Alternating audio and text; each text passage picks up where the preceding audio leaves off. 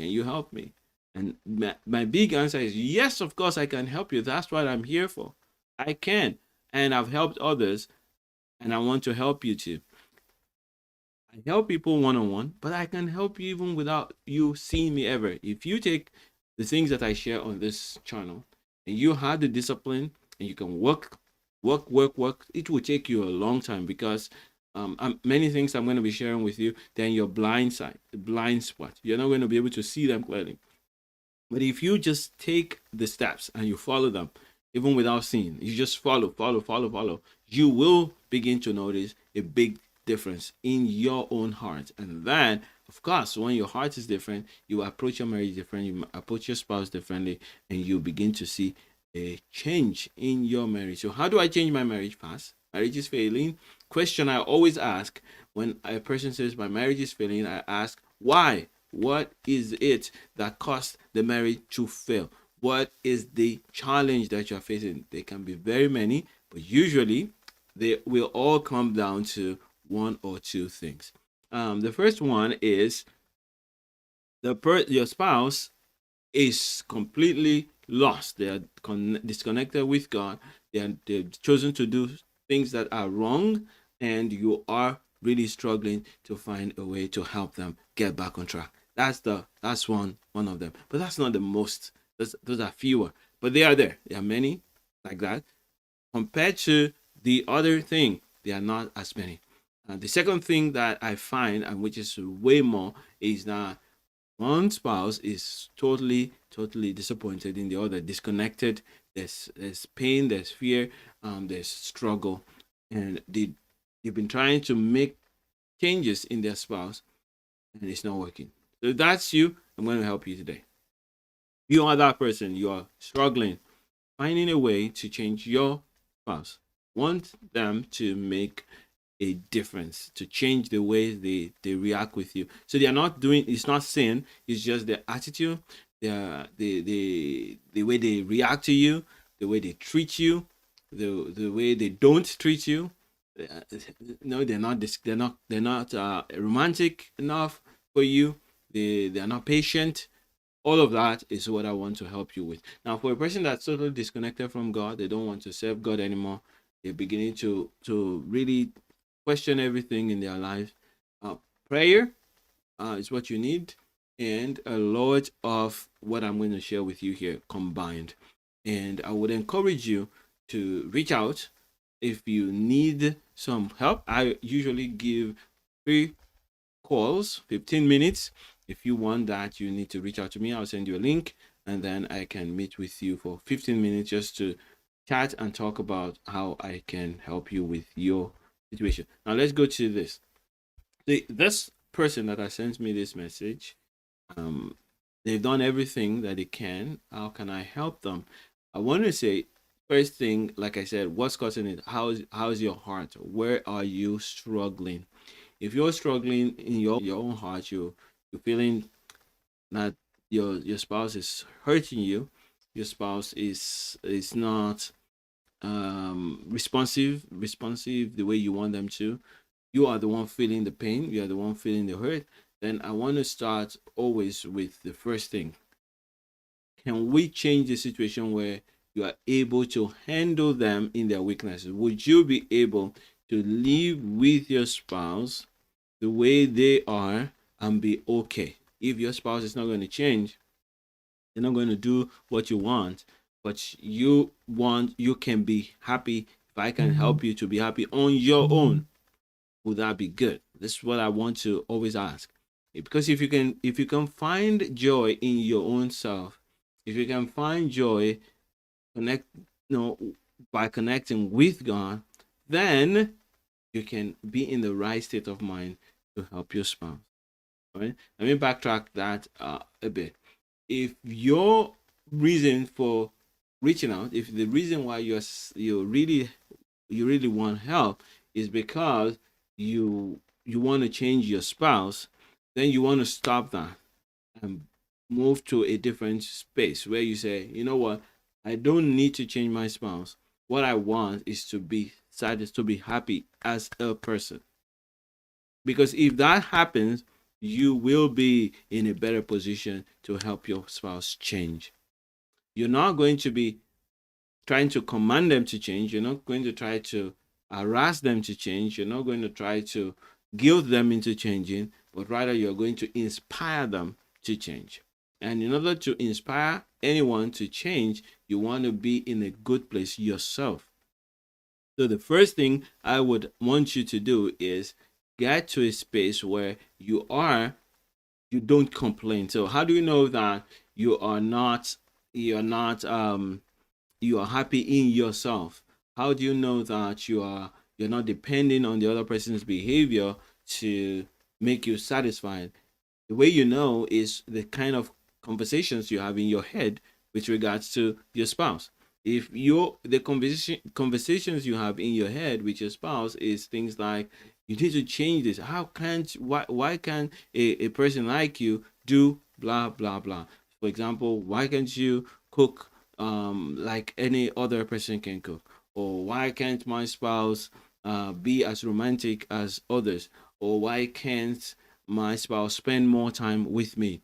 Or why can't my spouse pray as much as I pray? Or start do prayer times with the children, or help me with the house chores. If that's where you are, if that's what's making you unhappy, then we can change that. Because what you need to do is make up your mind that I will take responsibility for my own joy and live my life happy, even if I don't have my spouse.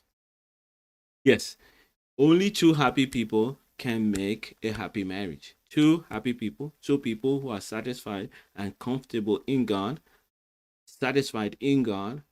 When they come together, they make a very happy marriage. If one person is waiting for the other to make them happy, if one person is depending on the other person's behavior to make them happy, they're going to drag the marriage down. And they're going to make things harder to accomplish.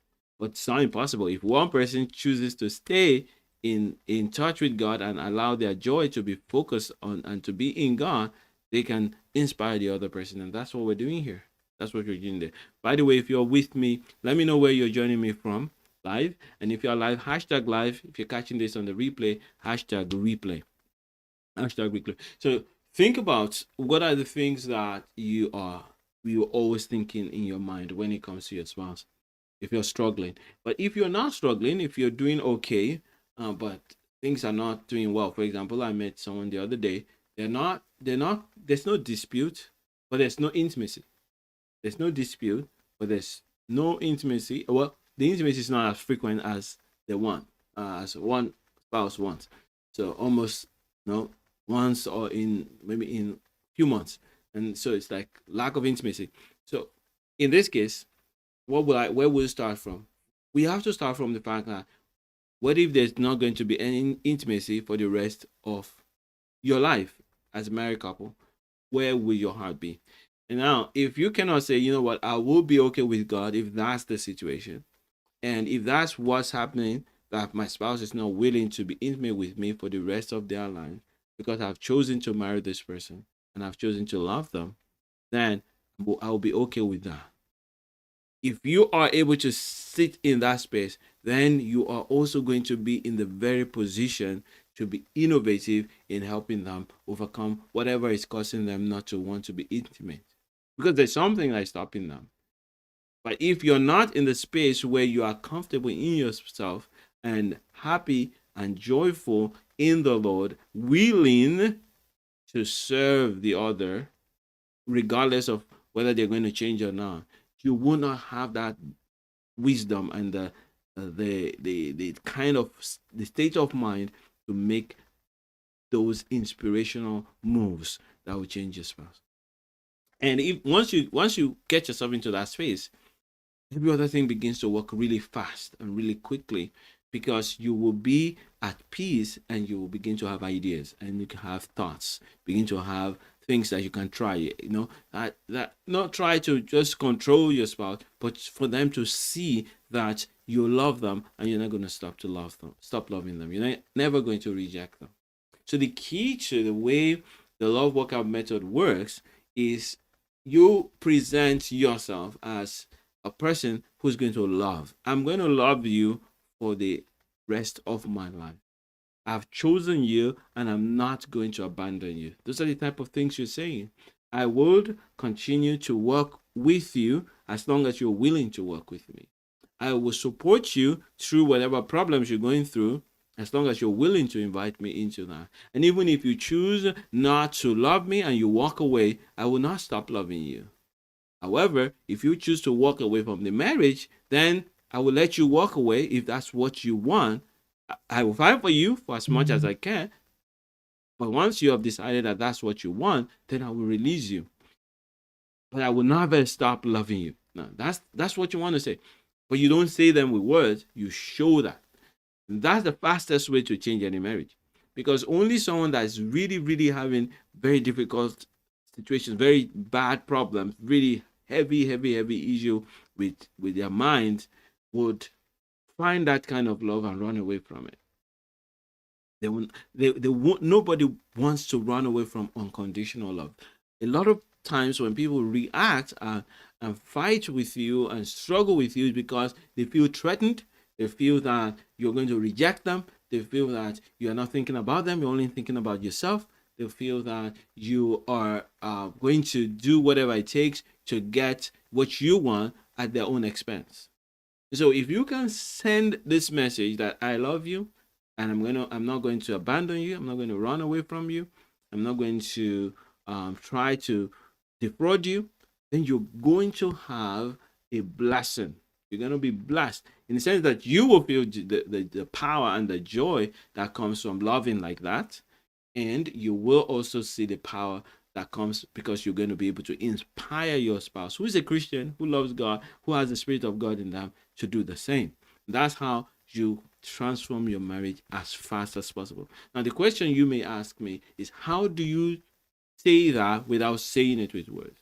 How do you say that without saying it with words? And that's what I'm trying to do by telling you, first thing first, you look at the things you do in your heart. When maybe, for example, a wife that comes back home late from work and the husband is tired of that because he feels that the work of the wife is taking her from the home and she's supposed to be the caretaker, and he has been trying his best to support her and she's not changing. So whenever she comes late, he's already in his mind thinking, why won't this woman listen? Why can't she just speak up? And what's this job about? It's not like the money that we have is not enough. Why is she doing that? Now, when your mind is in that state where you're complaining and you're finding fault, you're not going to be open to helping your spouse overcome the challenge that they have. If you can get into the mindset that, yes, if this woman is struggling to vocalize or speak up at work and get some time off, one, or maybe she just loves this work so much and she's not going to have time to come home. She doesn't know how to speak up, or she really likes the job and she doesn't want to come home. She's not interested.